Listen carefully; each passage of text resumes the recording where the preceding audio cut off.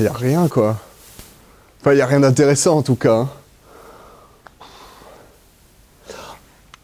J'ai une idée. Ça vous dirait qu'on regarde le dernier épisode de Retour vers nos futurs ?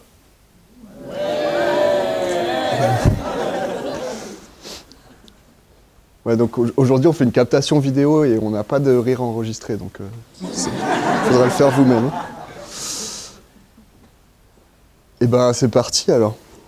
Il faut juste que je règle le convecteur temporel sur 2014 et que je rembobine. Ça secoue un peu. Et c'est parti. Previously in Back to the Near Future. Précédemment, dans Retour vers le No Future. Eh bien, nous sommes début 2014 et ça va pas fort en fait. Je suis retourné habiter chez ma mère parce que j'ai besoin de me reposer et de prendre du recul vis-à-vis de ma vie militante des mois qui précèdent. En effet, fin 2013, jusque fin 2013, j'étais sur une ZAD, donc comme Notre-Dame-des-Landes ou d'autres ZAD. Celle-là était à Avignon, sur la ceinture verte. Ce qu'on appelle la ceinture verte, c'est des terres maraîchères hyper fertiles. C'est les alluvions de la Durance, en fait, qui bordent la ville d'Avignon et qui permettaient à la ville d'Avignon d'être autonome au niveau alimentaire jusqu'encore après la Seconde Guerre mondiale et même d'avoir des surplus d'aliments à envoyer en Allemagne pour la reconstruction. Et les pouvoirs publics se sont dit « Ah, on a une super idée, on n'aurait qu'à tout bétonner et on met une autoroute à la place. Comme ça, on sera encore plus autonome au niveau alimentaire. » Si, c'est logique, parce que du coup, les camions d'Espagne ils pourront arriver plus vite. Voilà. C'est ça leur logique. Alors, quelques amis et moi, on s'est dit, nous, on n'est pas trop d'accord avec ça.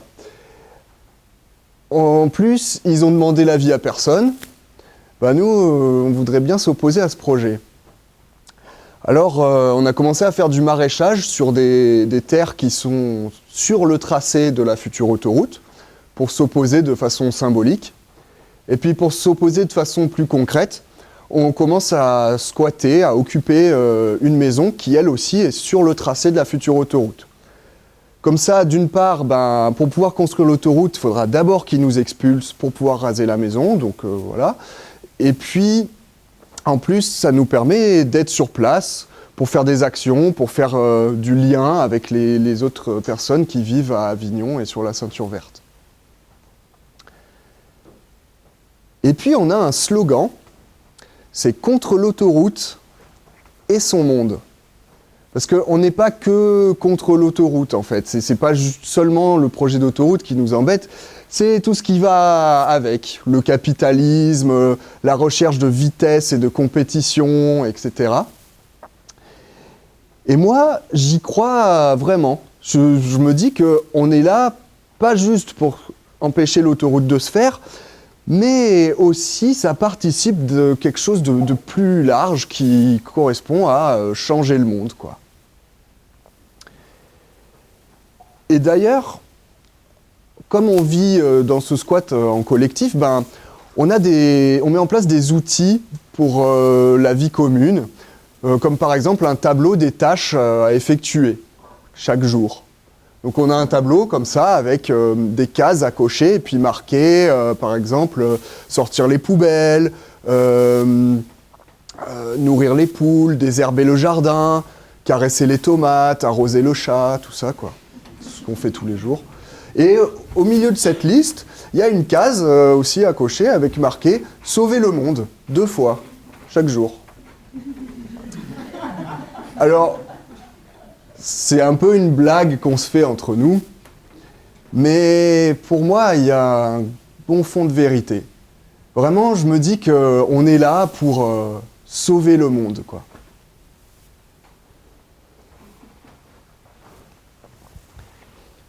Eh ben, on n'a pas sauvé le monde. Et quand je me rends compte de ça, bah, c'est la désillusion. Parce que non seulement je me dis, bah, on n'a pas sauvé le monde, mais aussi, en fait, on le sauvera jamais, en fait. C'est une illusion. Et comme ça, de désillusion en désespoir, de désespoir en dépression, et de dépression en dépendance, je commence à boire. Pas pour faire la fête, hein. Je bois seul. Et pas pour oublier non plus. Non, je bois pour me détruire. Parce que, comme j'arrive pas à changer ce monde, eh bien, je ne vois comme seule autre alternative que de le quitter. Et comme j'ai pas le courage de le faire d'un coup de feu, eh ben, je me détruis à petit feu.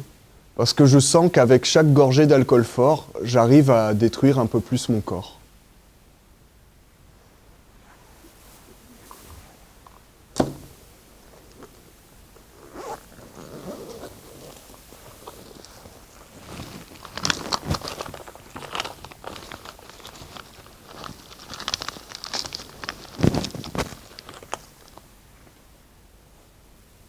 Ah.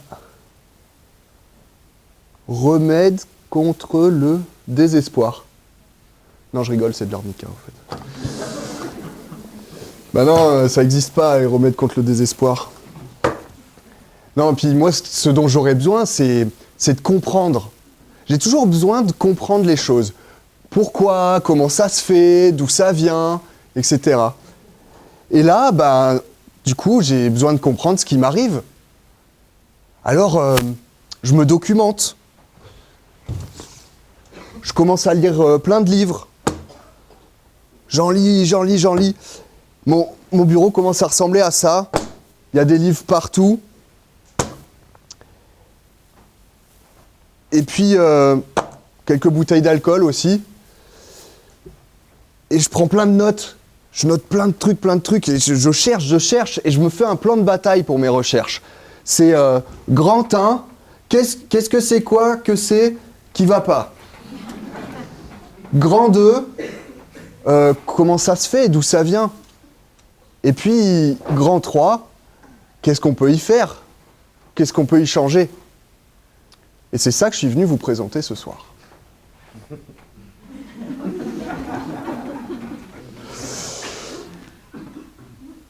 Alors, bah du coup, grand 1.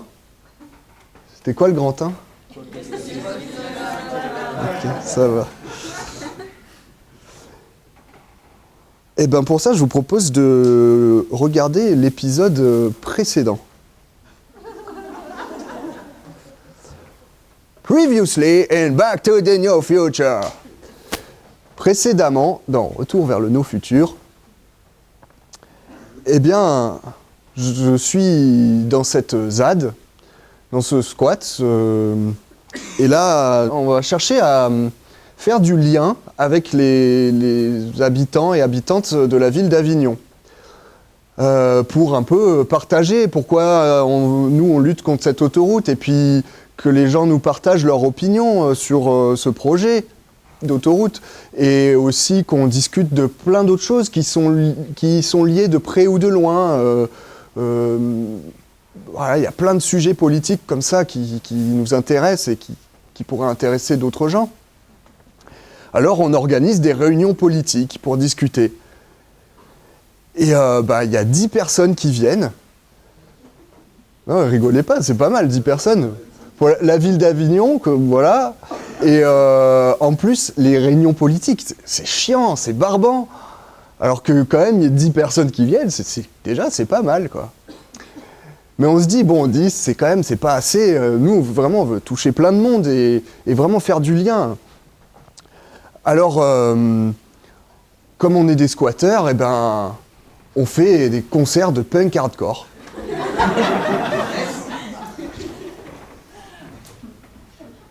Et y a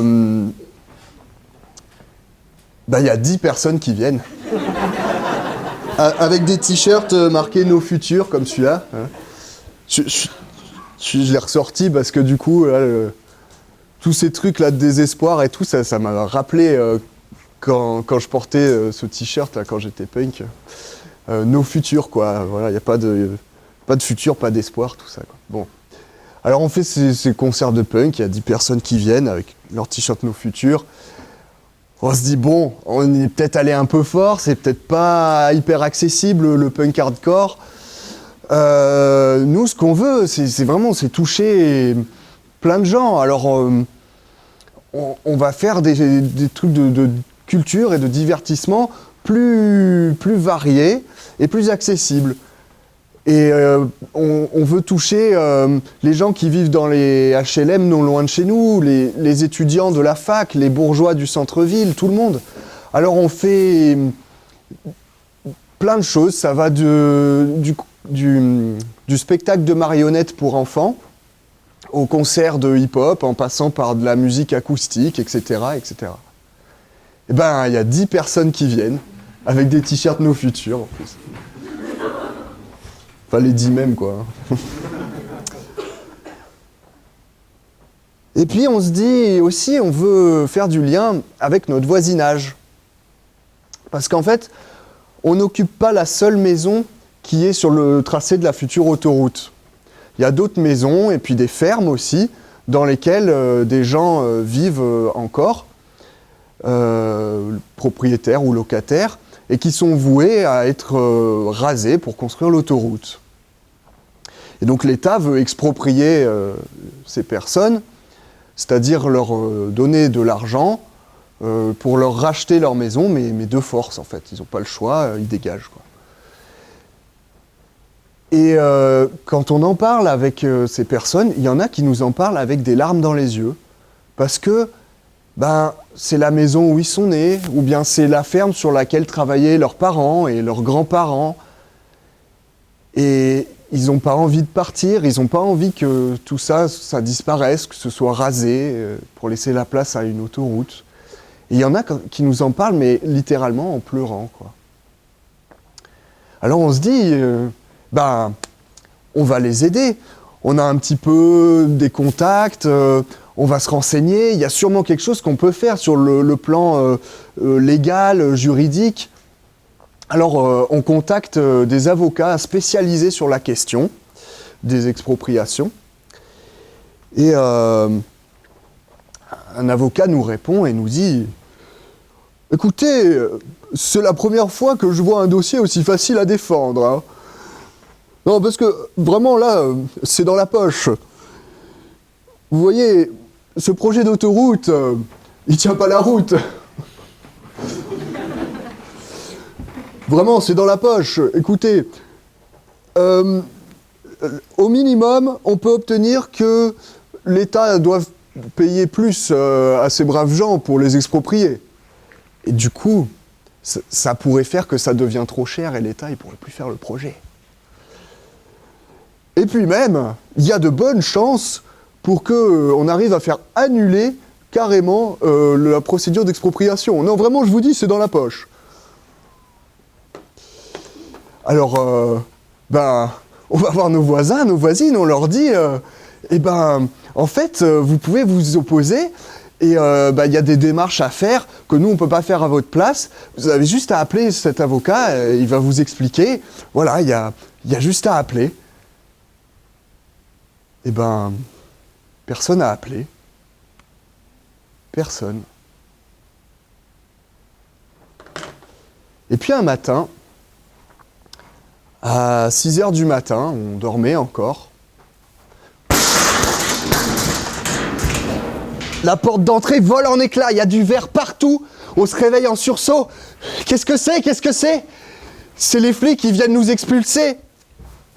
Et puis, comme leurs supérieurs leur ont dit qu'on était dangereux et armés, ils entrent l'arme au poing, comme dans les séries policières là, américaines. Là. C'est sur la chaîne 22.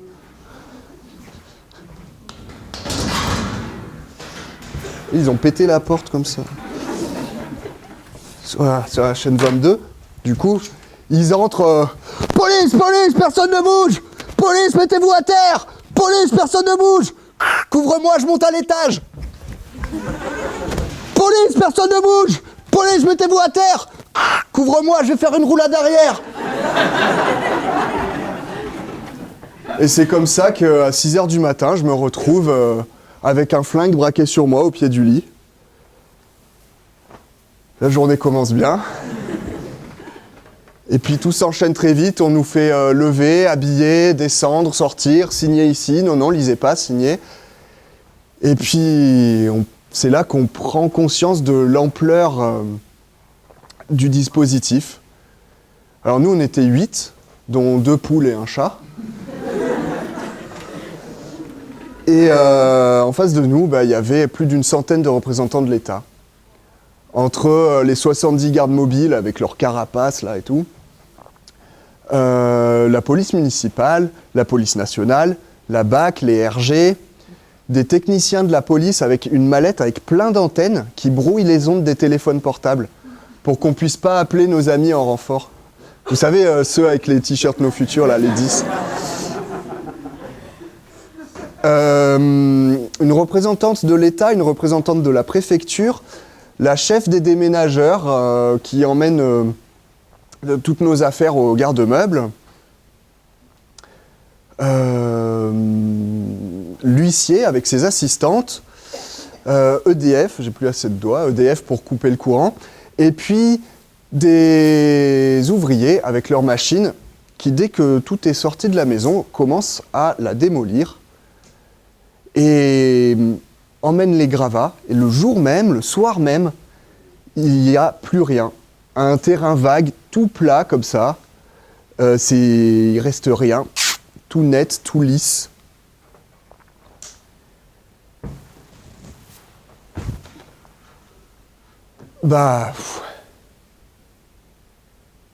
Ça m'a laissé un gros sentiment d'impuissance, tout ça.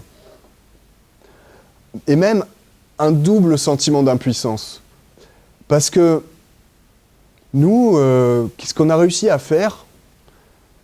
On a fait des bons légumes, on a fait des bonnes conserves, mais on n'a pas réussi à faire du lien avec les personnes qui vivaient à Avignon, et sur la ceinture verte, et même les autres composantes de cette lutte, on n'a pas du tout réussi à faire du lien avec.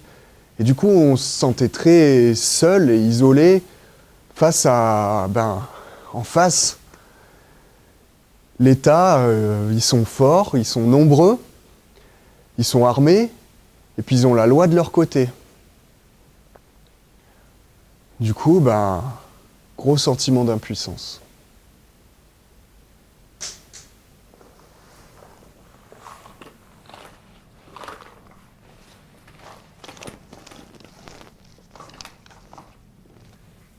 Ah, du Viagra contre l'impuissance. Non, c'est pas ce genre-là d'impuissance dont je parle. De quoi on parle comme impuissance? On va faire une petite pause. La pause de vocabulaire. Alors, l'impuissance, qu'est-ce que c'est? L'impuissance, c'est l'absence de puissance. Alors la puissance, qu'est-ce que c'est? La puissance, telle que définie par les philosophes, au hasard Spinoza. Spinoza me dit que ma puissance, c'est ce que je peux faire. Tout ce dont je suis capable de faire. Tout ce que je suis capable de faire. Et il nous explique que ainsi la puissance, c'est une sorte de degré de liberté.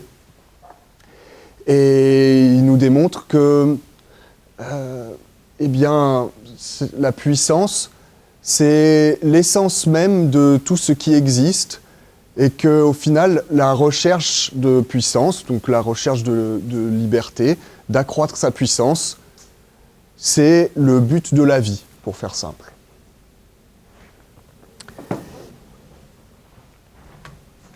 Donc ça, c'est la puissance. Et c'est ce que certaines auteurs américaines appellent le pouvoir du dedans. Donc, vous voyez, ça exprime un peu l'idée différemment.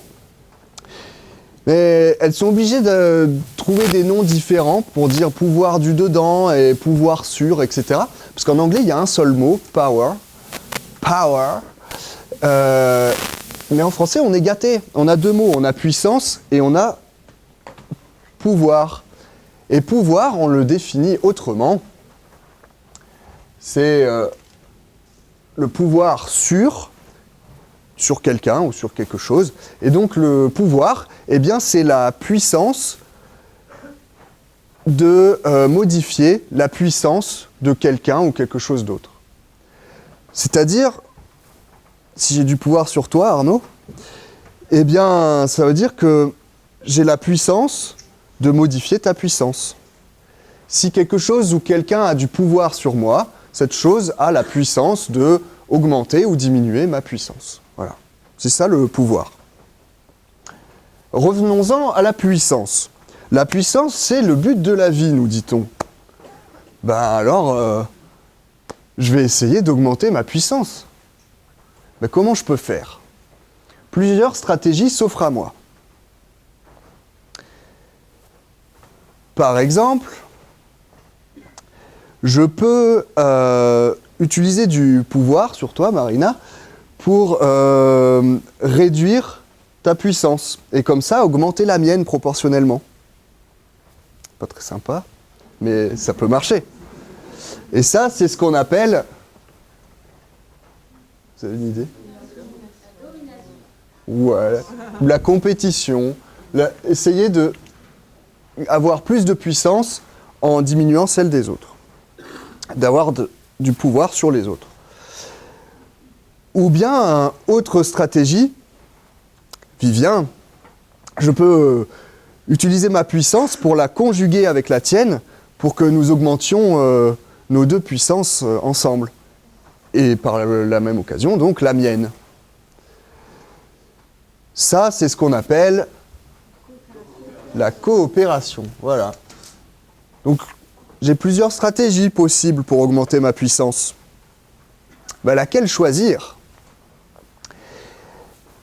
Laquelle sera la plus efficace, par exemple ? Eh bien, c'est la question que se sont posées plein de gens dans plein de domaines différents. Alors, bien sûr, en philosophie, mais aussi en biologie, en sciences économiques, en sciences politiques, etc. Et même en passant par les mathématiques et l'informatique, des gens se sont dit, quelle est la meilleure stratégie pour augmenter sa puissance ?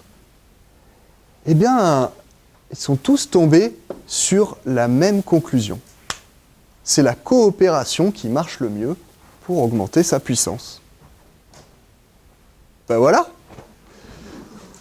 La raison me dit, bah, tu veux augmenter ta puissance, coopère, voilà, facile.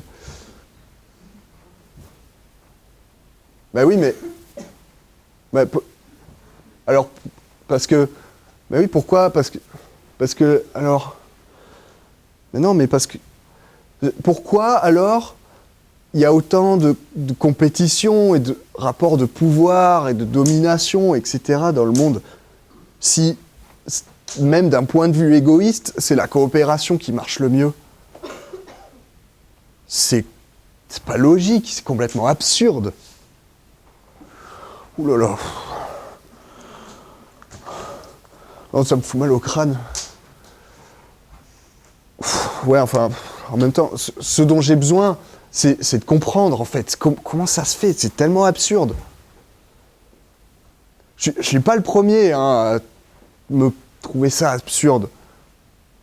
Déjà, la Boétie, au XVIe siècle, à l'âge de 18 ans, il écrit le discours de la servitude volontaire. Parce que, lui aussi, il trouve que le monde est un peu absurde. La Boétie, il regarde le monde autour de lui, et puis il se dit, bon, alors là-bas, il y a un tyran. Ok. Et puis, il y a le peuple. D'accord ?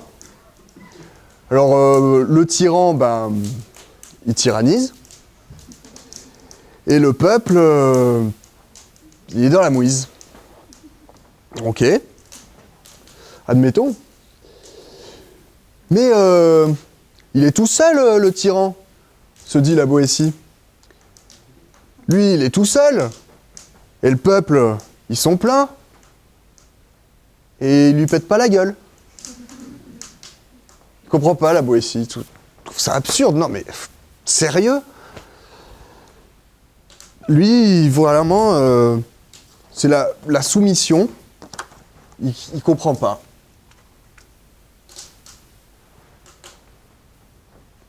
Mais dans son discours, il cherche des explications, il cherche des pistes à expliquer ce comportement, les mécanismes qui sont derrière ça. Un autre qui a cherché à explorer les mécanismes derrière nos comportements, c'est Spinoza. Chouchou.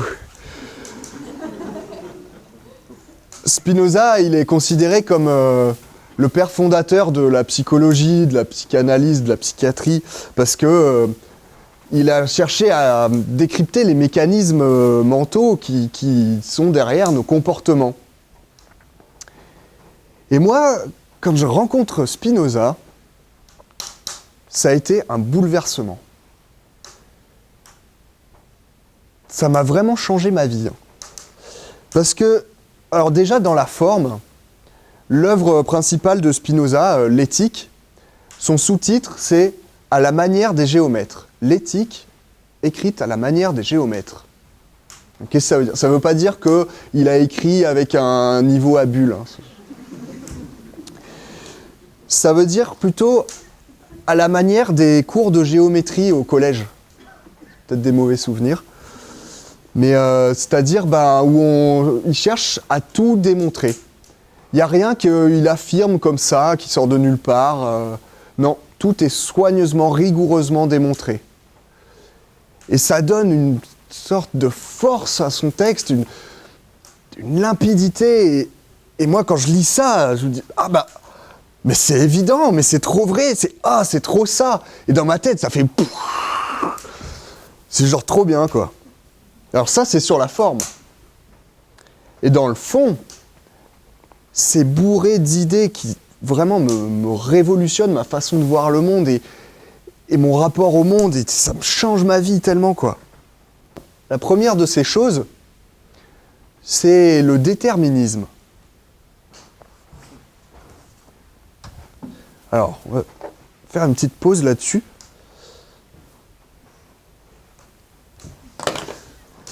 La pause de vocabulaire. Le déterminisme, qu'est-ce que c'est?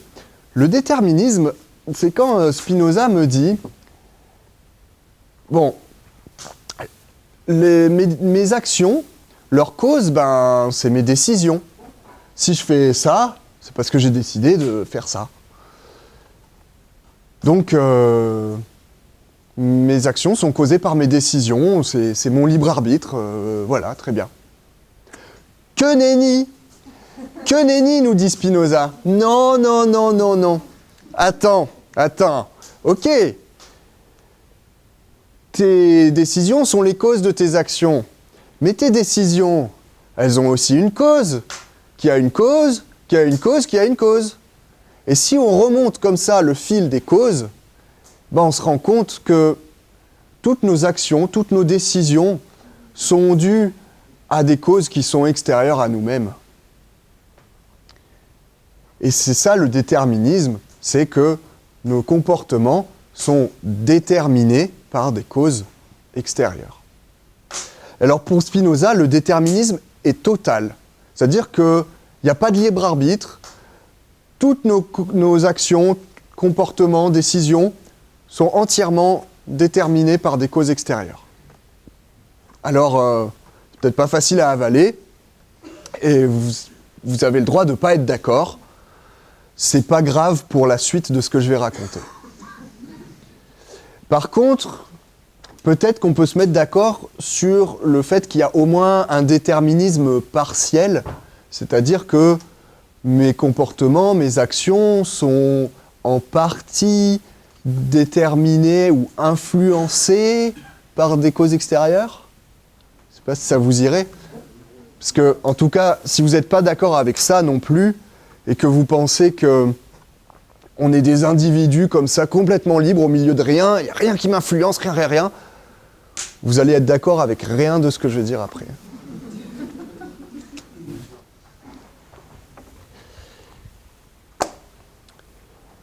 Et donc, parce que pour moi, le déterminisme, c'est super important. Parce que, enfin, je peux arrêter de me dire, mais pourquoi on fait de la merde comme ça, nous les humains? Pourquoi on détruit notre environnement alors qu'on en a besoin pour survivre? Pourquoi on a des rapports de compétition entre nous alors que la raison nous dit c'est la coopération qui marche le mieux? Pourquoi? Je peux arrêter de me dire que c'est parce qu'on a décidé d'être méchant. Je vais être méchant, je vais faire du mal. Je peux enfin me dire que c'est parce que, en fait, y a des causes qui sont extérieures à nous, voilà. Et ça, déjà, ça m'apaise. Et puis, en plus, cadeau bonus, ça veut dire que si nos comportements, ils ont des causes, ces causes, on peut les découvrir. Et si on les découvre, on peut agir dessus, peut-être. Changer les choses. Ah, grand 2, grand 3, comment ça se fait, d'où ça vient, et du coup, qu'est-ce qu'on peut faire? Voilà, c'est ça la suite. Alors, sauf que je n'ai pas bien réussi à séparer les deux, donc on va plutôt faire un grand 2, 3, ça va être mélangé ensemble. Voilà. Alors, le déterminisme, il nous dit que,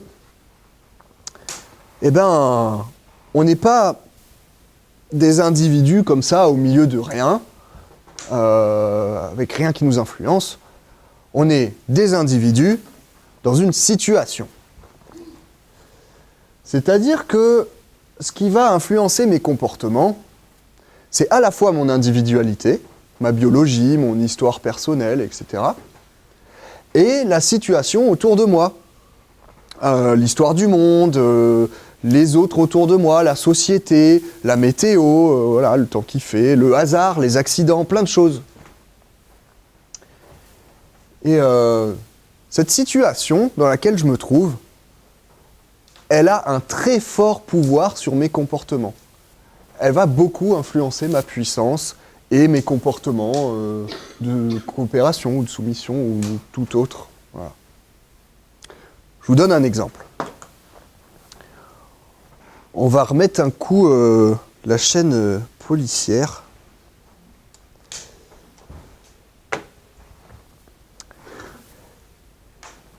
Flash spécial. Dans le cadre de l'enquête sur le braquage de la Banque mondiale, la police a arrêté 2 suspects, Frida la fripouille et Maggie la magouille. Les 2 criminels notoires ne se connaissent pas, mais ce sont les 2 principales suspectes dans cette affaire et elles sont en ce moment interrogées par la police.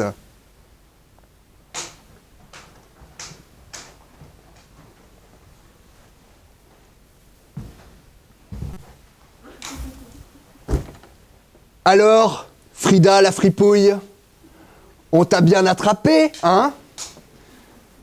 Toi et Maggie la magouille aussi. On sait que...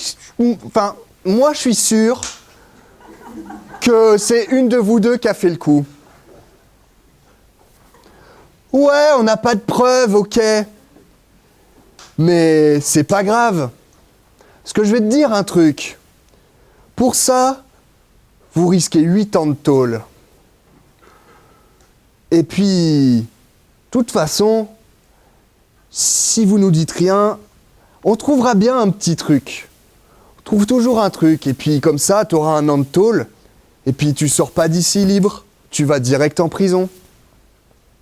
Eh ouais. Sauf que, en fait, on va pouvoir se mettre Maggie sous la dent. Parce que on va faire un deal. Toi, tu dis que c'est elle qui a fait le coup, tu témoignes, et puis comme ça, nous, on la met en tôle, et toi, tu sors libre. Hein? comme ça, voilà, non? Bon. En même temps, je vais te dire, si tu nous dis rien, que c'est elle qui témoigne contre toi, c'est 10 ans que tu prendras au lieu de 8. Ça t'apprendra à pas nous causer. Mais que va faire Frida? C'est ce que nous découvrirons au prochain épisode. En fait, c'est simple.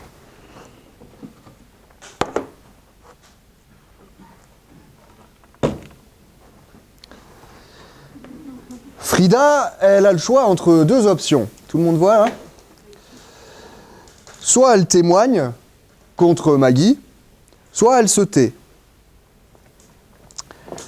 Et ce qui lui est proposé, c'est qu'elle témoigne contre Maggie, qui, elle, ne dirait rien, et elle irait, elle, en prison, Maggie, et donc Frida sort libre, 0 année de prison. Par contre, si Maggie témoigne aussi, bon, ben, les deux sont coupables, elles prennent 8 ans de prison, la peine normale. On lui dit que si elles se taisent toutes les deux, eh bien, ils lui mettront 1 an de prison pour, voilà, histoire de faire quelque chose, quoi. Hein. Et puis, à l'inverse de cette situation, si c'est Frida qui ne dit rien et que Maggie témoigne contre elle, Frida prendra 10 ans de prison. Donc Frida a le choix entre soit elle témoigne, et dans ce cas, elle prend 0 ou 8 ans. Soit elle se tait, et là, elle prend 1 ou 10 ans. Donc entre prendre 0 ou 8 ou 1 ou 10, ben, son choix, il est fait. C'est moins, là, dans cette colonne. Donc, ben, elle va choisir de témoigner contre Maggie. Sauf que, pendant ce temps, Maggie, qui est interrogée dans une autre salle d'interrogatoire, elle est soumise au même dilemme. Et pour elle, ben, c'est juste la situation inverse. Donc, là, si elle se tait, elle prendra 10 ans. Ici, elles prendront chacune 1 an. Là, chacune 8 ans. Et puis là, c'est l'inverse, elle prendrait 0. Et donc, Maggie, elle regarde comme ça, elle se dit, ben, entre 10 et 1 et 8 et 0, ben, je vais choisir ça. Donc elle choisit ça. Et Frida, elle avait choisi ça. Donc les deux choisissent de témoigner. Et donc, au final, c'est ça qui se passe, c'est cette solution-là. Au final, toutes les deux témoignent l'une contre l'autre et elles prennent chacune 8 ans de prison. Soit la pire des solutions possibles, en fait. 8 plus 8, ça fait 16 ans de prison en tout pour les deux, quoi, en cumulé. Alors que la solution qui nous paraît la plus raisonnable, ça aurait été celle-ci, chacune 1 an de prison. Sauf qu'elles ne se connaissent pas, Maggie et Frida. Et elles sont interrogées séparément, elles ne peuvent pas discuter, se mettre d'accord pour un truc comme ça. Et du coup, de leur point de vue, la solution la plus rationnelle pour chacune d'entre elles, c'est bien de témoigner contre l'autre.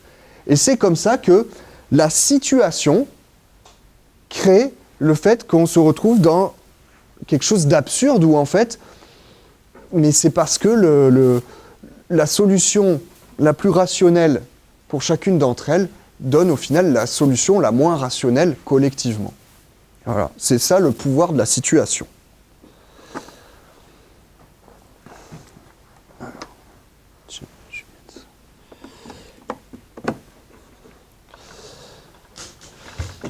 Alors, ça, c'est ce qu'on appelle le dilemme du prisonnier.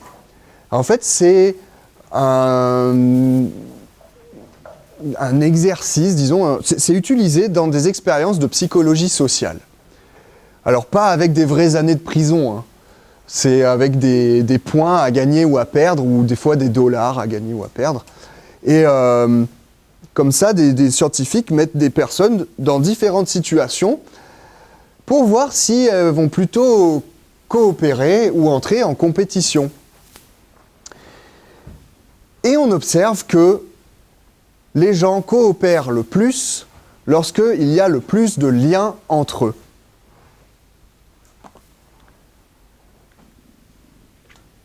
Le lien. C'est-à-dire, est-ce qu'ils se connaissent déjà ou pas? Est-ce qu'ils peuvent communiquer ou pas? Est-ce qu'ils vont se revoir ou pas? Des choses comme ça font qu'il y a plus de liens. Et quand il y a plus de liens, il y a plus de coopération et moins de compétition. Il y a d'autres expériences de psychologie sociale qui étudient aussi l'influence de la situation. Pour la plus célèbre, peut-être, c'est l'expérience de Milgram, de Stanley Milgram, qui a mené une expérience sur des cobayes, enfin des personnes, des volontaires, qui choisissent, qui sont placés dans une situation où on les met, on leur dit, on va tester l'influence de la punition sur la mémoire. C'est pas vrai, hein, c'est juste ce qu'on leur dit pour qu'ils y croient. Et on leur dit, il y a une personne en face de vous que vous allez devoir punir pour voir si ça stimule sa mémoire, en lui envoyant des électrochocs, comme ça. Électrochocs. Alors c'est pas vrai, hein. En fait c'est un acteur qui fait semblant d'avoir mal quand on lui envoie des électrochocs. Mais le volontaire, le cobaye, il le sait pas. Et puis, il y a un expérimentateur qui lui dit « Allez-y, envoyez les électrochocs ». C'est une figure d'autorité qui se présente comme le scientifique qui mène cette expérience. Il a une blouse blanche, plein de choses qui lui donnent de l'autorité. C'est un homme. Et il dit « Allez-y, envoyez les électrochocs » et tout. Et ça sert à tester, est-ce que le volontaire va obéir à l'autorité et envoyer des électrochocs à quelqu'un, ou bien obéir à ses valeurs et ses sentiments qui lui empêchent un petit peu de faire du mal à quelqu'un d'autre. Et jusqu'à quel point, combien de temps ça va prendre, combien d'électrochocs, quel niveau d'électricité, avant qu'ils disent stop, non, je désobéis, là, non, je ne veux plus participer à ça. Et alors, ce qu'on a pu remarquer dans cette étude, c'est que déjà, tout le monde se soumet un petit peu. Tout le monde ne va pas jusqu'au même point, mais tout le monde fait quand même 1 ou 2 électrochocs au moins. Et puis, surtout, le niveau jusqu'où vont les gens, ça dépend beaucoup du lien. C'est-à-dire, est-ce que la personne qui souffre en face, elle est dans la même pièce ? Est-ce qu'ils se voient? Est-ce qu'ils s'entendent? Etc., etc. Et au plus il y a du lien, au plus la personne est proche, au moins les gens vont envoyer des électrochocs. Et donc au plus ils vont coopérer avec cette personne et moins se soumettre à l'autorité. La troisième chose qu'on observe dans ces expériences, c'est que ces pauvres cobayes, d'après les termes des scientifiques, se retrouvent dans une situation de détresse mentale profonde. Parce qu'en fait, ils sont tiraillés entre 2 pulsions, l'une qui est de se soumettre à l'autorité, et l'autre qui est de ne pas faire du mal à ses congénères. Et c'est vraiment, c'est dur. Il y en a qui vraiment, émotionnellement, sont hyper dans des situations de stress très fortes, parce que voilà, ils sont tiraillés entre ces 2 pôles. Et on observe que pour arriver à s'en sortir de ça, à s'extirper de ça, d'une situation où on est obligé de faire du mal à quelqu'un, soit parce qu'on n'arrive pas à s'empêcher de se soumettre à l'autorité, ou dans d'autres situations où, pour survivre ou autre, ou parce qu'on perçoit qu'on n'a pas le choix, ou parce que des fois juste c'est plus confortable. Mais en tout cas dans des situations où on se retrouve à faire du mal à quelqu'un d'autre, pour arriver à supporter ça, ces cobayes, ils ont recours à des stratégies mentales pour supporter ça, qui sont des stratégies de mise à distance. C'est-à-dire qu'ils vont considérer que l'autre n'est pas humain, ou ne sent pas la douleur, ou n'est pas du même pays, ou pas de la même race. Alors du coup, c'est moins grave de le faire souffrir, ça le met à distance, et puis si je le vois pas, ou etc. Eh bien, ça c'est des stratégies mentales pour arriver à supporter de faire du mal à quelqu'un d'autre. Pourquoi on n'arrive pas à supporter de faire du mal à quelqu'un d'autre? C'est parce qu'on ressent de l'empathie.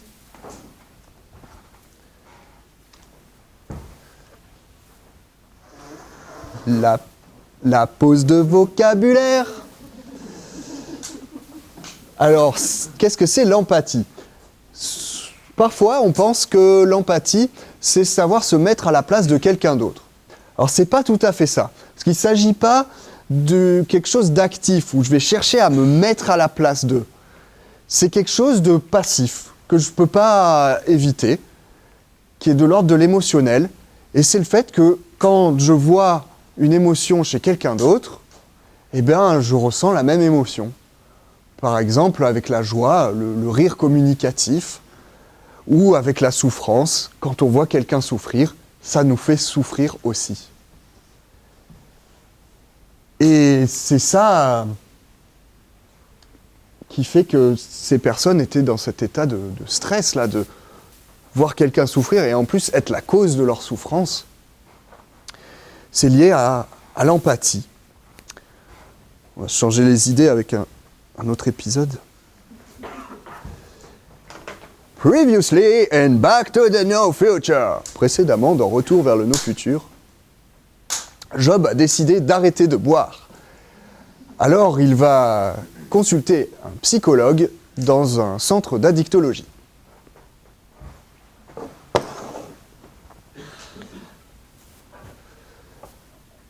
Alors, j'ai réfléchi à mon addiction et je pense que, enfin, je suis pas sûr, mais je pense que c'est parce que, en fait, je bois parce que je cherche à me détruire. Voilà, c'est de l'autodestruction, en fait. Oui.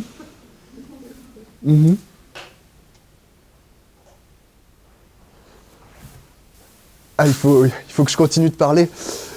Voilà, c'est de l'autodestruction parce que je pense j'ai envie de quitter ce monde quelque part. En fait, je m'y sens pas bien et c'est comme ça pour essayer de disparaître, quoi. Voilà. Oui. Mais pourquoi? Mais parce que, je sais pas, regardez, le monde des humains, là, c'est catastrophique, c'est horrible, regardez ce qu'on fait à la planète alors que on a besoin pour survivre, et puis toutes les autres espèces et tout qu'on détruit, là. Pourquoi on fait ça, nous, les humains? Oui. Mais encore. Je sais pas, regardez le nombre de femmes qui meurent sous les coups de leur mari, c'est un truc qu'on fait, nous, les hommes, là, les humains, c'est horrible. Pourquoi moi, non, j'ai envie de sortir de ça.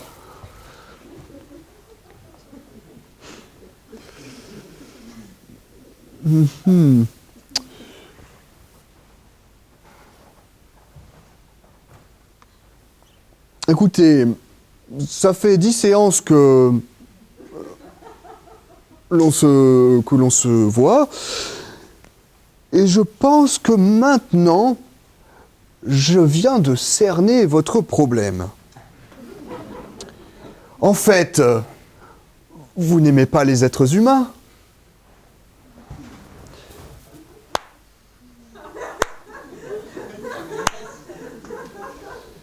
Oui, ça fait 10 séances que je te dis ça.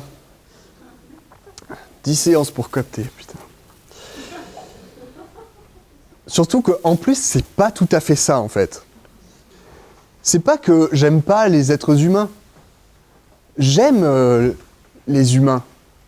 Enfin, pas tous, hein. Vous avez peut-être les mêmes que moi. Mais disons, la plupart, individuellement, je les aime. Et c'est justement pour ça, parce que j'ai de l'empathie et de voir qu'ils souffrent, ça me fait souffrir. Et du coup, j'aime pas ce qui les fait souffrir. Et pour moi, ce qui les fait souffrir, c'est pas mal le monde des humains, en fait. Du coup, c'est le monde des humains que j'aime pas, parce qu'il fait souffrir les humains. Voilà, la nuance.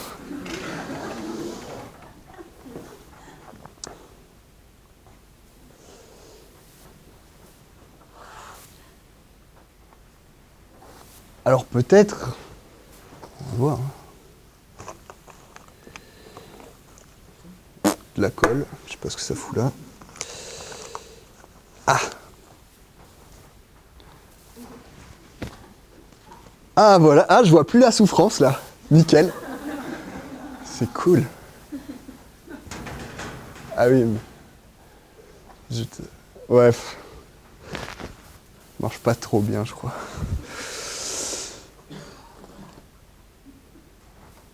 Non, et puis en plus, je peux pas m'empêcher de ressentir cette empathie. Comme je vous disais, c'est pas un truc actif. Ça passe direct par les émotions. C'est direct dans le corps, en fait, qu'on le ressent. On peut pas s'en défaire. C'est pour ça qu'on a recours à des stratégies de mise à distance et des trucs comme ça. Mais on peut pas ignorer comme ça et tout. Parce que ça passe par les émotions, c'est de l'émotion. Les émotions. Bah, je sais pas si j'arrive bien à vous exprimer mes émotions. C'est un truc pour lequel je suis pas très fort, donc je m'excuse. Et puis, c'est quelque chose qu'on nous apprend pas trop dans notre société. Surtout nous, les garçons, c'est pas trop ce vers quoi on nous destine.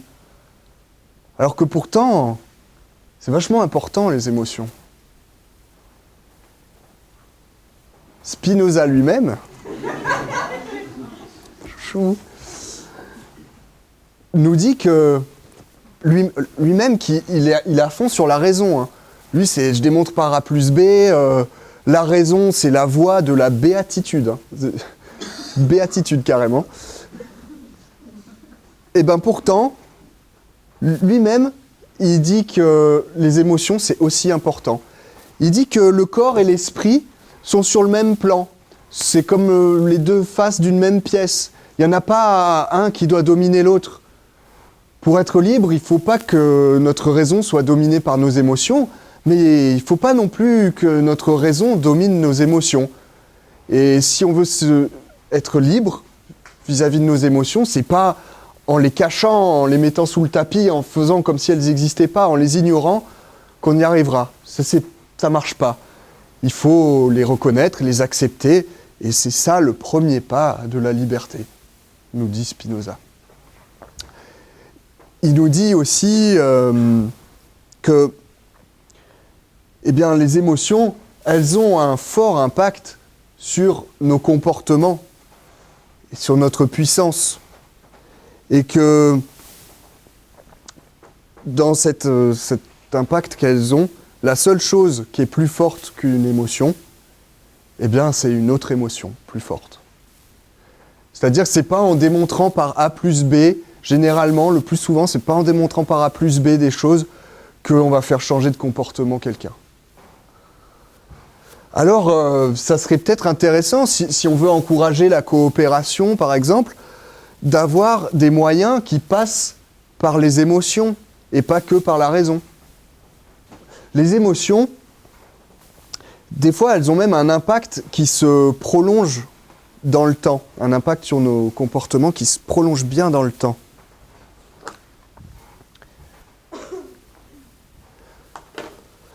Previously and back to the no future. Précédemment, dans Retour vers le no future. Lyon, 2010. Job vit dans un squat politique.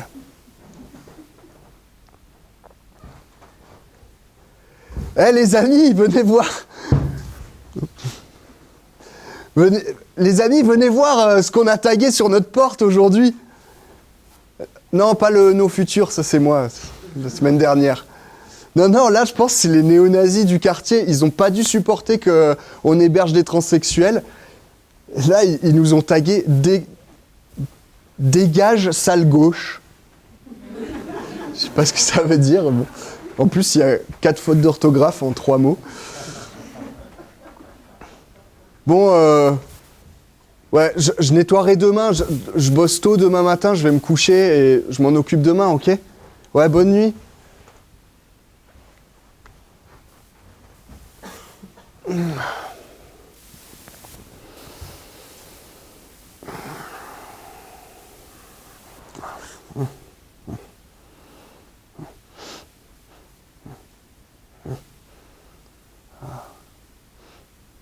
Ah, il est trop bien ce barbecue. Les poivrons en train de griller là. Avec cette odeur de fumée. Cette odeur de fumée. De fumée! Mais c'est pas dans mon rêve! Il y a de la fumée partout! Ah mais il y en a dans toute la maison! Ça vient d'en bas! Il y a le feu, il y a le feu, il y a le feu! De l'eau, vite de l'eau! Allez! Les autres! Réveillez-vous, il y a le feu, réveillez-vous! Non, c'est pas une blague, il y a le feu! De l'eau. Allez!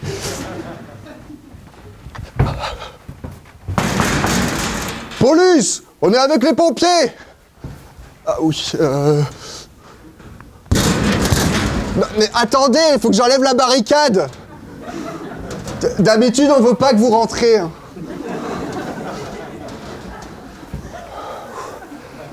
Voilà. Les pompiers ont maîtrisé le feu. Ah ouais, ils ont pété toutes les vitres pour faire sortir la fumée. Hein?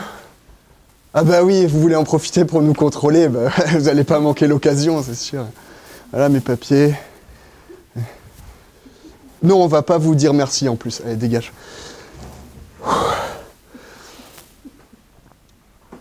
Bah... Ça m'a fait un sacré choc, et puis... Ça, plus l'expulsion à la ZAD, et puis d'autres événements encore... ça fait tout ça cumulé, et ça fait que maintenant... Vraiment, je me sens pas en sécurité dans des lieux comme les squats politiques et les ZAD. Et puis, j'arrive pas à dormir dans un squat. Et ça fait que je peux faire moins de choses maintenant. Ça réduit ma puissance au niveau des choses militantes que je faisais avant. Une sorte de traumatisme comme ça. Et on voit comme ça que l'expérience, notre vécu, lui aussi, il a un fort impact sur notre puissance. Et du coup, sur nos comportements, ce qu'on va pouvoir faire ou pas. Du coup, si on veut encourager la coopération, ça serait peut-être pas une mauvaise idée d'arriver à vivre des expériences positives de coopération. Comme ça, on se ressentirait vraiment en nous-mêmes. Ah quand je coopère, ça marche bien. Bon je vais continuer à faire ça, ouais. Et ça, c'est la force de l'expérience. Il n'y a pas que les expériences ponctuelles comme ça. Il y a aussi l'expérience du quotidien, ce qu'on vit tous les jours, jour après jour. Comme par exemple le fait d'être constamment sous surveillance. Ça impacte pas mal notre puissance et puis même notre mental et du coup nos comportements. Il y a un autre exemple d'expérience du quotidien dont nous parle Starhawk dans Rêver l'obscur. Alors, il existe en français aussi. Dans Rêver l'obscur, Starhawk nous parle de ce qu'elle appelle la séparation.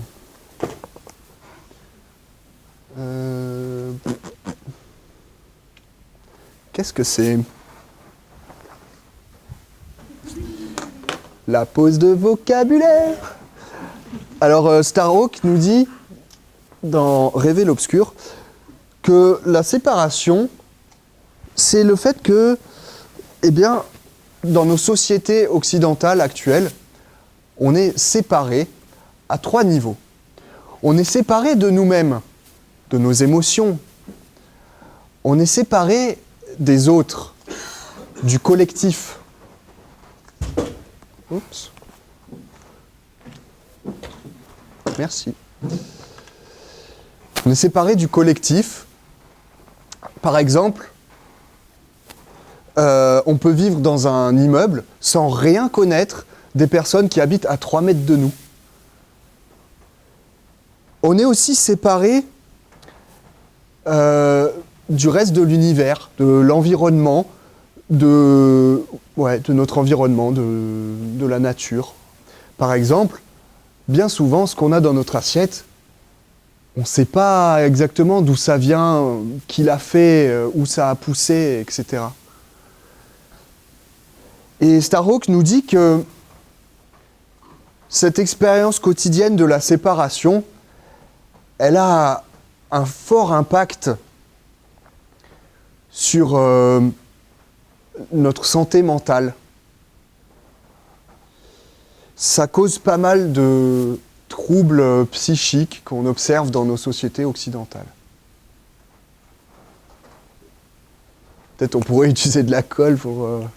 Non, bah non.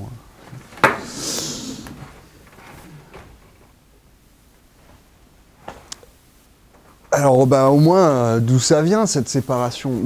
Starhawk nous dit qu'une chose qui perpétue pas mal ce phénomène de séparation dans nos sociétés, ce sont certains mythes. Oups. Reste avec nous, la séparation.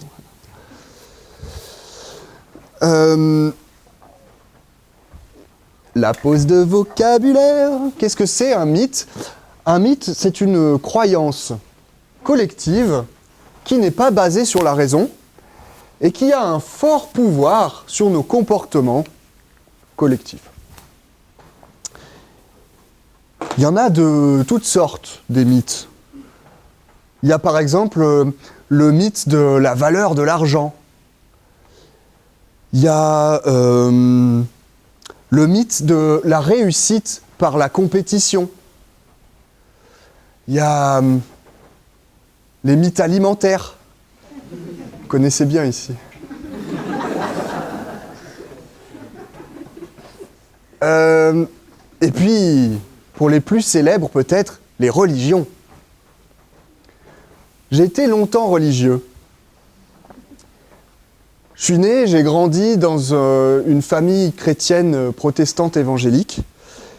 Et le dimanche matin, on allait, nous les enfants, on allait à l'école du dimanche, une sorte de catéchisme chez les protestants. Et là, on apprenait la vie de Jésus et ses apôtres, Noé avec les animaux qui montent sur la barque, là, tout ça, oui, l'arche. Et puis tout ce que nous dit la Bible, il faut faire ça, il faut pas faire ça, tout ça. Et moi, j'y croyais, hein. Puis j'y ai cru longtemps. À l'âge de 18 ans, je me suis fait baptiser de mon propre chef, hein. Donc c'est vraiment que j'y croyais à mort, quoi. Et puis c'est à peu près à cette période-là aussi où j'ai commencé à découvrir la scène punk. J'ai acheté mon premier t-shirt No Future. Et j'écoutais du punk chrétien. Ouais, ça existe. Si. Il y a des groupes de punk chrétiens, la plupart américains. Il y en a qui sont assez bons, hein, musicalement. Et puis, par le punk, je suis arrivé à l'anarchisme. Ça, hein, généralement, ça va avec, quoi. Anarchie, ouais, tout ça. Et puis, je me considérais comme chrétien anarchiste. Ça existe. Il y a des associations de chrétiens anarchistes. Ils ont des autocollants. Dessus, il y a marqué « Ni maître ».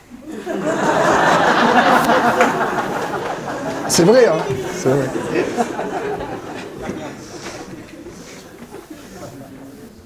Et puis, quand même, petit à petit, commençais à me dire quand même, non mais, un serpent qui parle, tout ça. Non, en fait, peut-être pas. Hein. Et comme ça, petit à petit, je ne saurais pas dire exactement quand, mais petit à petit, j'ai commencé à de moins en moins croire en la religion. Et puis, de plus en plus, croire en la révolution, le grand soir, on va sauver le monde, il faut se sacrifier pour la lutte, et c'est que comme ça, quand on sera assez nombreux, qu'on pourra changer les choses et détruire le capitalisme et le patriarcat, et enfin on vivra dans un monde de bonheur. Et en fait, j'avais remplacé une religion par une autre, en fait. La religion de la révolution, avec un grand R, quoi.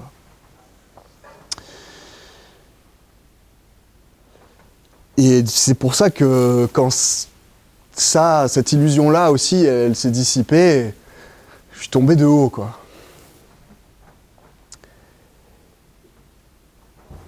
À quoi elles tiennent, ces religions ? Il y a une hypothèse, c'est que c'est parce qu'elles nous apportent de la morale.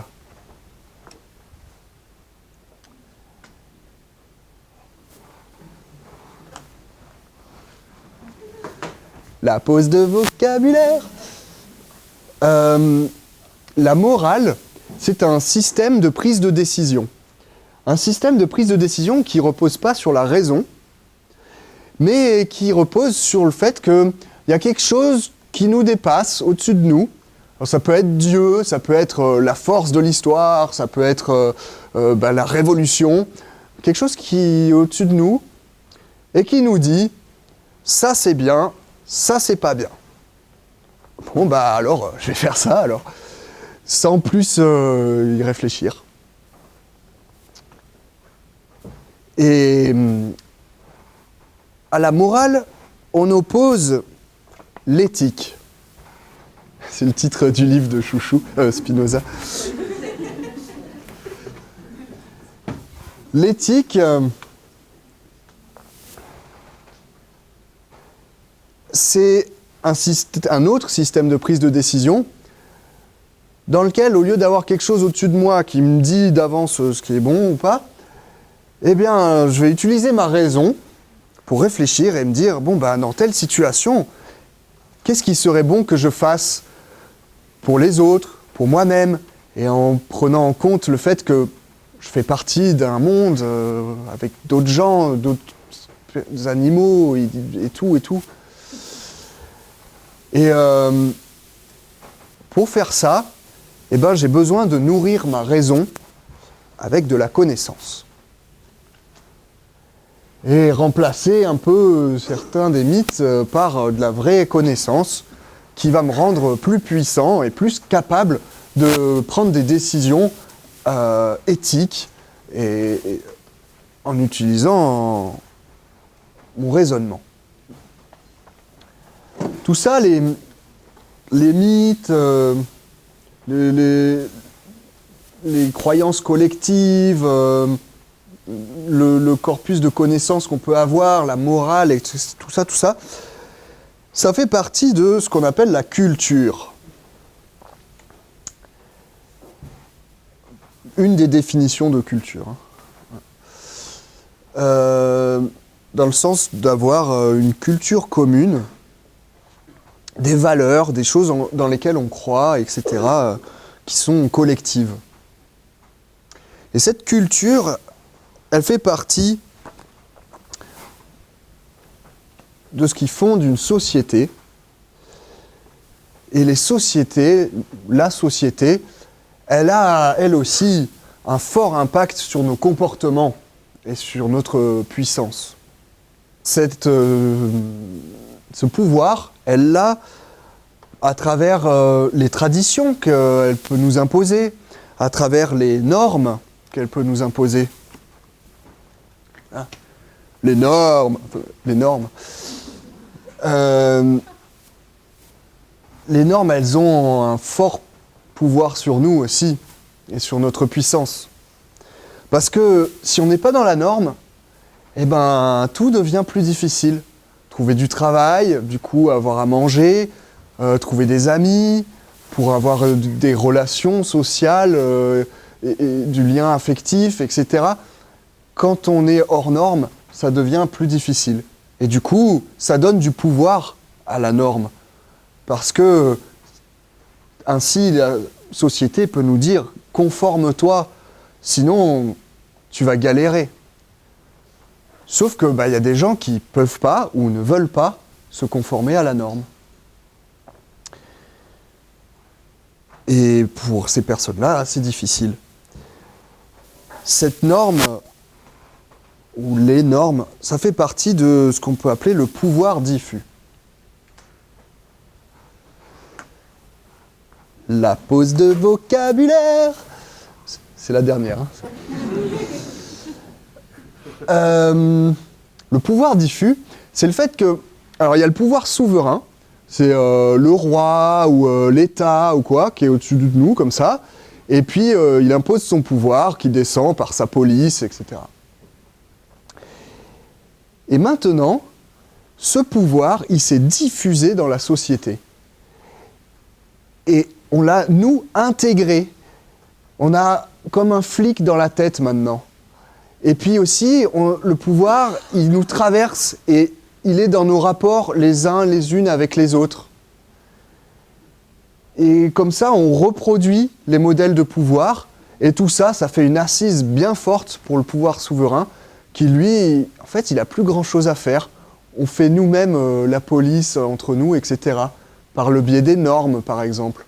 En acceptant les normes et en les diffusant et en les imposant aux autres, ça fait que on peut, comme ça, imposer des choses qui sont voulues par le pouvoir, consciemment ou pas, mais qui permettent de vraiment asseoir les rapports de pouvoir, les renforcer. Et alors, je vous disais, il y a des personnes qui ne peuvent pas ou qui ne veulent pas se conformer. Et aussi, on peut se dire, ouais, moi je veux pas, je veux sortir de ça, je veux sortir de ces rapports de pouvoir diffus et cette imposition des normes et plein d'autres trucs dont j'ai pas parlé. Je veux sortir de ça, je veux plus y participer, je veux déserter. Donc, la désertion, c'est sortir de, refuser de participer.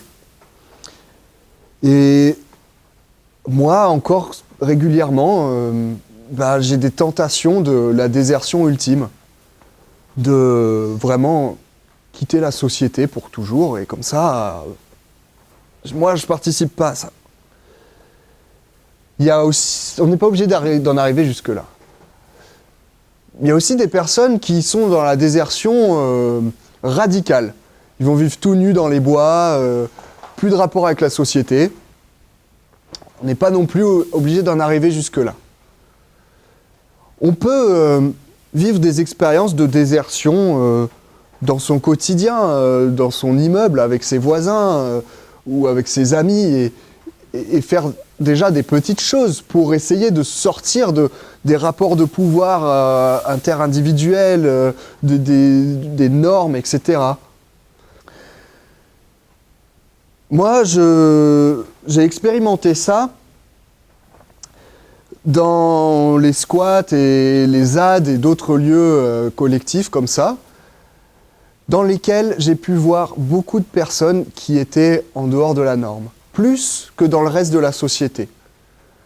Là, il y avait des gens qui étaient différents, qui sortaient de la norme parce qu'ils venaient d'une culture différente, ou parce qu'ils avaient une sexualité différente, ou une identité de genre différente, ou un style vestimentaire différent, avec des t-shirts No Future, des crêtes et tout ça, bizarre. Et puis aussi, des gens qui, comme moi, ont un cerveau qui fonctionne différemment, qui sont marqués par de l'autisme ou de l'hypersensibilité, ou d'autres sortes de ce qu'on appelle neurodivergence. Le fait que notre cerveau ne fonctionne pas comme la plupart des autres, qui n'est pas dans la norme, en fait, de comment fonctionne un cerveau. Et comme ça, dans ces lieux, ces espaces, j'ai pu ils trouvaient des choses que j'arrivais pas à trouver dans le reste de la société. Des liens affectifs, de la compréhension, et puis aussi un toit et des moyens de survie. Et parce que, en fait, c'était pas que du sacrifice. Mes engagements militants, ceux-là, c'était aussi, j'y trouvais mon compte quelque part. Ça m'apportait quelque chose d'être dans ces groupes de personnes, etc.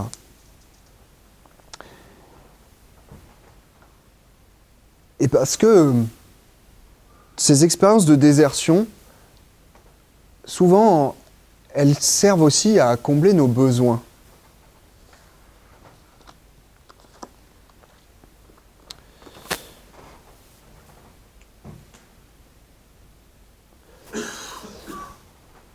Nos besoins matériels, donc on faisait du maraîchage ou de la récup, et puis des conserves, etc. On ne payait pas de loyer, donc on avait de quoi s'abriter, etc. Mais aussi nos besoins psychiques. Les besoins d'avoir du lien avec les autres, d'être entendu, d'être entouré, etc., etc.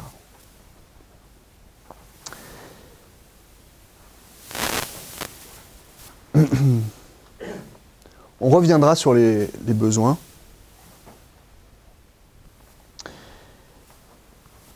Autre manière d'espérer sortir de ce que nous impose la société,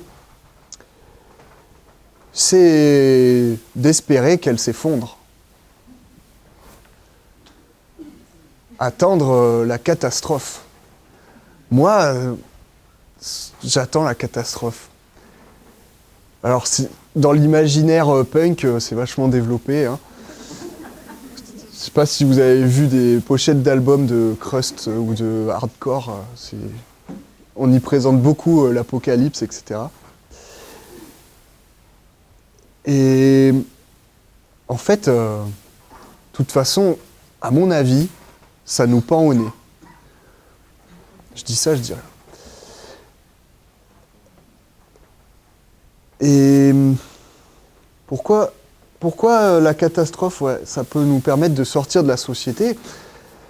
Eh bien, parce que dans les cas de catastrophes naturelles, quand le tissu de la société s'écroule, toutes les règles et tout ça qui maintiennent la société, quand ça s'effondre, eh bien, on observe que les gens ont recours à plus de coopération qu'avant et moins de compétition.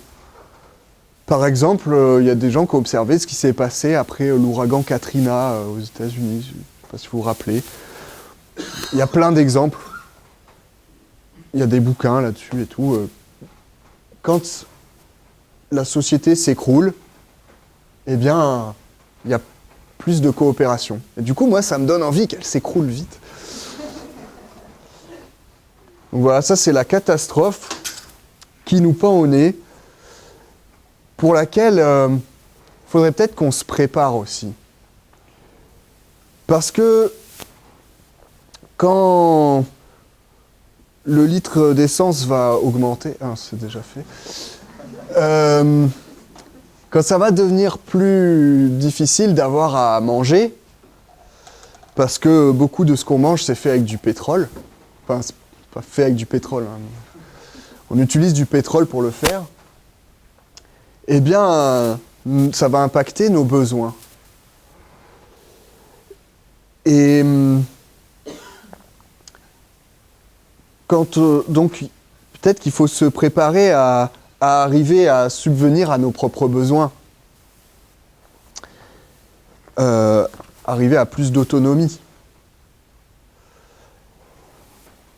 Et puis aussi nos besoins psychiques, nos besoins de faire du lien.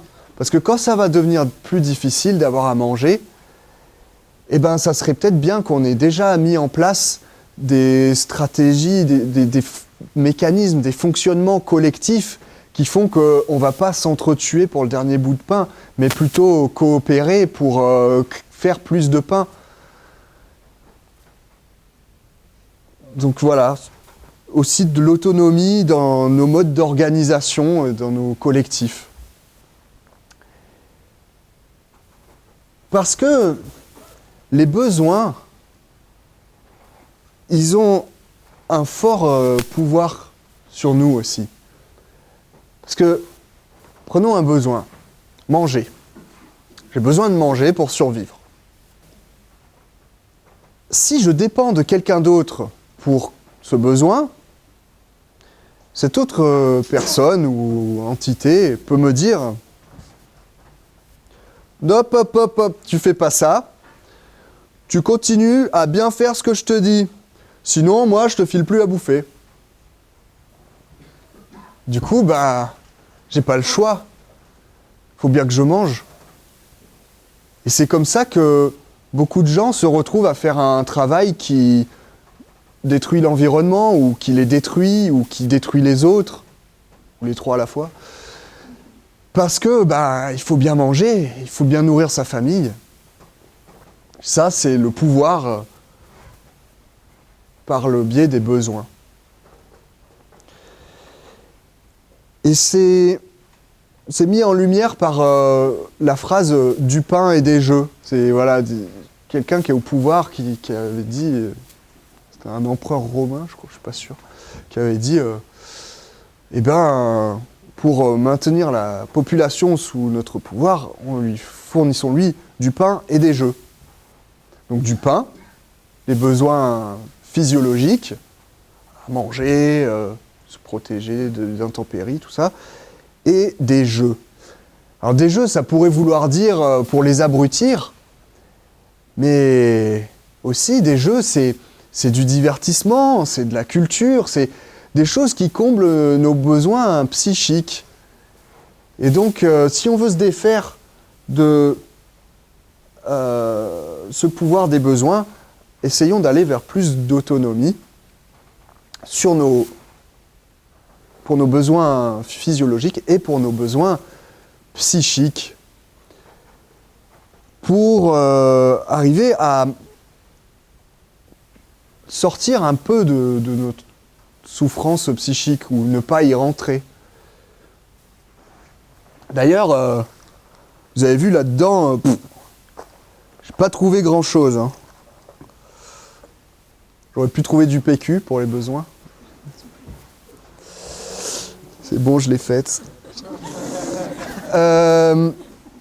Non, j'ai pas trouvé grand-chose là-dedans, mais peut-être c'est normal en fait que pour toute cette souffrance psychique, il n'y a pas de remède.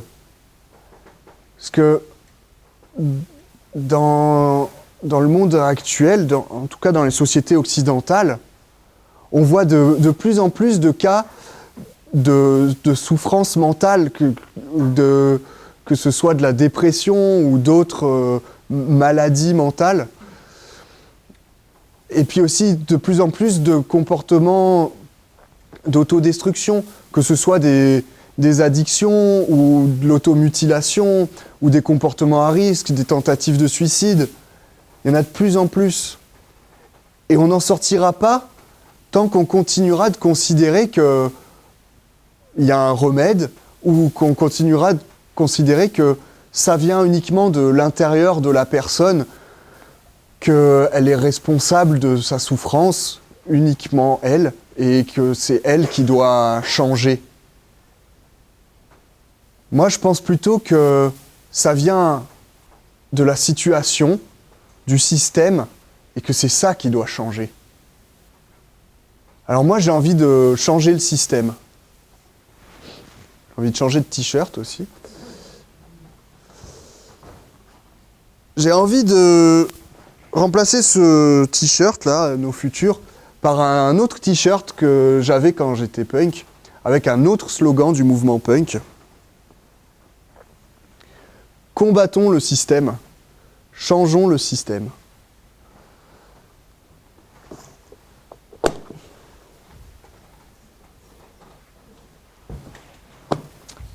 Ben voilà, on n'a qu'à changer le système. Ben comment on fait?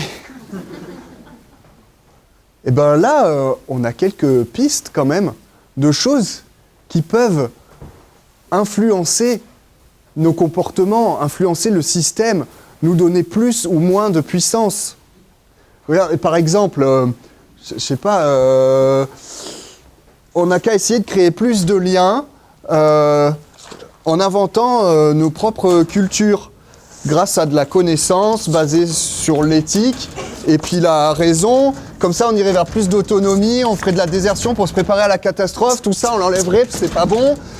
Stop, stop, stop, stop, stop. Bon, c'est un peu embrouillé, mais en fait, c'est comme ça dans ma tête. Tout est connecté, tout est connecté. Alors, je vais juste en choisir deux. Je vais prendre celui-là, et puis celui-là. Alors, j'ai juste insisté donc sur l'autonomie collective. On a vu que eh bien, ça peut nous permettre d'avoir moins de rapports de pouvoir sur nous et entre nous, et puis ça peut créer du lien, ça peut... Ouais, je suis en train de remettre tous les autres trucs. Je voudrais insister aussi sur le fait que les deux vont ensemble. L'autonomie tout seul dans son coin, c'est nul, ça marche pas.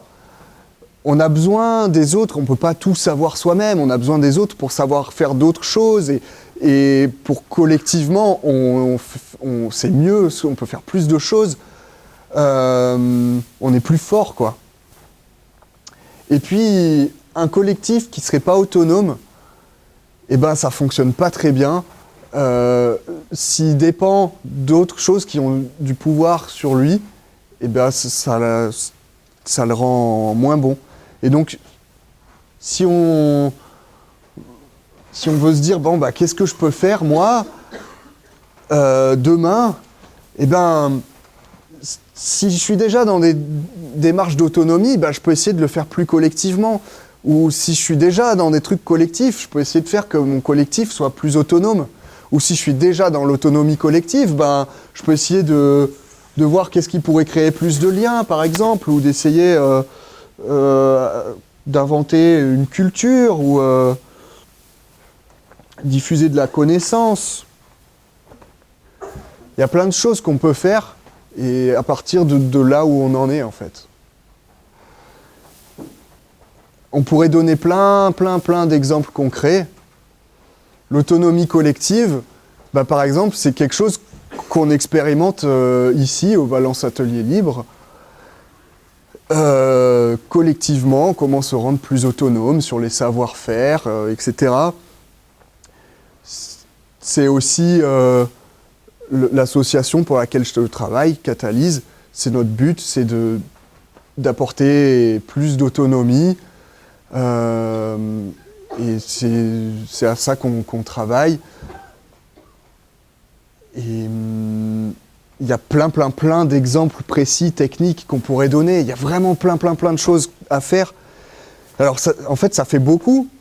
Ça peut paraître beaucoup, mais la bonne nouvelle, elle nous vient de Johanna Macy, dans Éco-psychologie pratique.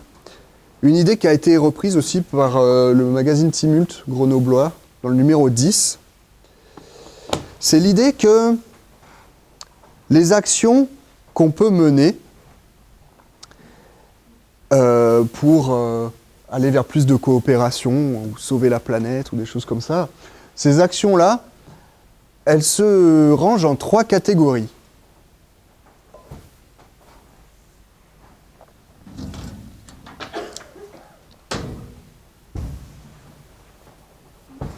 Tout le monde y voit si je le mets là. Là. Ça tient ou pas?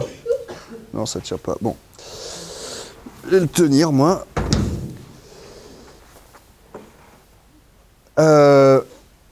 Une catégorie, c'est établir des rapports de force. Résister, s'opposer à tout ce qui nous détruit ou détruit la planète et toutes les relations de domination, etc. On peut faire ça par des pétitions ou des manifs ou de l'action directe ou des ZAD ou des sabotages. Voilà, il y a plein de moyens d'action pour établir des rapports de force. Une autre catégorie, c'est proposer des alternatives. Montrer comment on pourrait faire autrement au niveau technique, comment on pourrait produire de l'énergie autrement, sans polluer, ou aussi comment on pourrait s'organiser différemment pour mieux fonctionner entre nous. Et ça, du coup, on peut le faire en expérimentant et en montrant ce qui marche pas, etc. La troisième catégorie, c'est le partage de savoir ou la conscientisation, la coéducation, l'ouverture des consciences, il y a plein de termes. C'est en fait montrer ce qui ne va pas et informer les autres, s'informer entre nous sur ce qui ne va pas et sur comment ça pourrait être mieux, etc. Donc en faisant de l'éducation populaire, par exemple, ou des ateliers des initiations, enfin, je sais pas, plein de choses. En écrivant des journaux, voilà, en faisant des affiches, etc. Et alors, ces trois choses, c'est comme un peu les trois pieds d'un tabouret.